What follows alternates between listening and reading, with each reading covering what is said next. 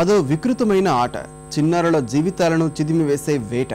రాత్రింబవళ్లు సాగర జలాల్లో చేపల కోసం వెతుకుతూ ప్రాణాలతో ఒడ్డుకు చేరితేనే బతికి బట్ట కట్టినట్లు. ఈ అన్వేషణలో జలసమాధి అయ్యే వారెందరో. ఆదుకునేవారు లేక సంవత్సరాలుగా నరకయాతన అనుభవించి అధికారుల సాయంతో బయటపడిన బాల కార్మికుల కన్నీటిగాథపై కథనం.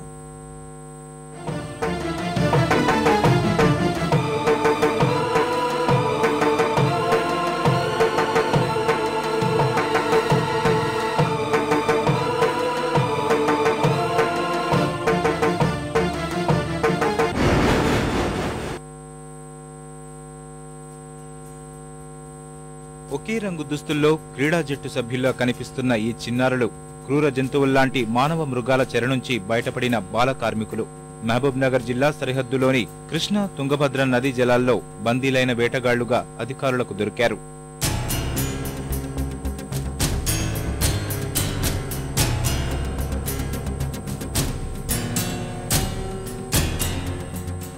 మహబూబ్ నగర్ సరిహద్దులోని సోమశిల, ఈగలపెంట, దోమలపెంట సమీపంలోని శ్రీశైలం వెనుక జలాల్లో కొందరు దుర్మార్గులు చిన్నారులతో నిర్బంధంగా చేపలు పట్టిస్తున్నారు. విశాఖ, తూర్పు గోదావరి, మచిలీపట్నం, ఒడిశా నుంచి వీరిని తీసుకొచ్చారు. ఇంటికి దూరమైన వారిని, అనాథలను అక్రమంగా ఇక్కడికి తరలిస్తున్నారు. అలాంటి కొందరిని పాలమూరు జిల్లా అధికారులు రక్షించారు. యజమాని దాష్టికాన్ని భరించలేక పారిపోయి హైదరాబాద్ చేరుకున్న ఇద్దరు బాలల ద్వారా వివరాలు రాబట్టిన కలెక్టర్ గిరిజాశంకర్ ఎంవి ఫౌండేషన్ అనే స్వచ్ఛంద సంస్థ సహకారంతో దాడులు చేయించి 12 మందిని కాపాడారు. బాధితుల్ని రెడ్ క్రాస్ అనాథ శరణాలయానికి తరలించారు.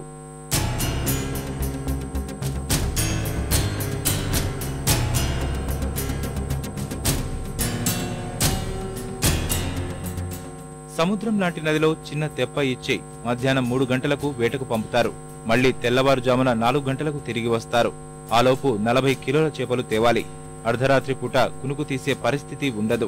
చెప్పింది చేయకపోతే కొట్టడం, వాతలు పెట్టడం, చివరకు లైంగిక వేధింపులకు పాల్పడేవారని బాధితులు వాపోతున్నారు. ఏడాదికి 12,000 ఇస్తాం, సెల్ ఫోన్ కొనిస్తామని నమ్మించి ఇక్కడికి తీసుకొచ్చారని చెబుతున్నారు. ఇంట్లోంచి వచ్చేసాను. మా నాన్న కూడా ఆకలేస్తుంది, ఎటు దారి తెలియట్లేదు. దారి లేకపోతే ఇద్దరు వ్యక్తులు అన్నం తింటున్నారు. అన్నం తింటారని అన్నం పెట్టారు, తీసుకొచ్చేసారు చెయ్యి అక్కడ పెట్టుకొని. సంవత్సరం 12,000 ఇస్తుంటారు, పని చేయరు అన్నారు. పని చేసిన సంవత్సరం దాకా అప్పుడు తెక్క కొడేస్తున్నారు. దొంగతనం చేయకపోతే కొడేస్తున్నారు. ఇలా కునికితే చాలు, కునికేస్తుంటే కొడేస్తారు. దోళ్ళ మీద, గేవడ మీద, సొమ్ముతోని, రాడ్లతోని, ఈ ముక్కలతో కొడేస్తారు. ఒక్కడనే గుట్టు మీద వెళ్ళి వాళ్ళు వేసుకొని రమ్మంటారు, కొడతారు, తిడతారు, బూత్ మాటలు గట్ట తిడతారు. మా అమ్మలు ఫోన్ చేయమంటే ఫోన్ చేయరు. ఒక్కో గుత్తేదారు 20 మంది పిల్లల ద్వారా చేపల వేట సాగిస్తున్నట్టు తెలిసిందని అధికారులు వెల్లడించారు. మరికొందరు చిన్నారులు బందీలుగా ఉండొచ్చని వారు అనుమానం వ్యక్తం చేస్తున్నారు. కొంతమంది అక్కడ ఈ పెద్ద పెద్ద ఫిషర్మెన్ కాంట్రాక్టర్స్, ఫిషర్మెన్ కానీ వాళ్ళు ఈ చిన్న చిన్న పిల్లల చేత ఎక్కడెక్కడి నుంచో వాళ్ళని వేరే వేరే అంటే కోస్టల్ ఏరియాస్లో ఉన్న పిల్లల్ని తీసుకొచ్చి ఇక్కడ వీళ్ళు ఈ కృష్ణా రివర్లో వాళ్ళ చేత రాత్రి పగలు చేపలు పట్టే పని చేయించడం, వాళ్ళకి తిండి తప్ప ఇంకా ఎటువంటి సౌకర్యాలు ఇవ్వకుండా వాళ్ళని పూర్తిగా వాళ్ళకి జీతము ఏమీ లేకుండా చేస్తున్న పరిస్థితి ఉంది. సో వాళ్ళపైన వాళ్ళు ఈ 10 మంది పిల్లలు ప్లస్ ఇంతకుముందు దొరికిన ఇద్దరు, ఈ 12 మంది ఎవరెవరు వాళ్ళని ఈ విధంగా కన్ఫైన్ చేశారు, బాండెడ్ లేబర్ కింద ఉంచారు అనేవి వివరాలు తీసుకుని వాళ్ళపైన ఇమీడియట్గా బాండెడ్ లేబర్ యాక్ట్ కింద, హ్యూమన్ ట్రాఫికింగ్ యాక్ట్ కింద కూడా వాళ్ళ మీద కేసులు పెడుతున్నాము.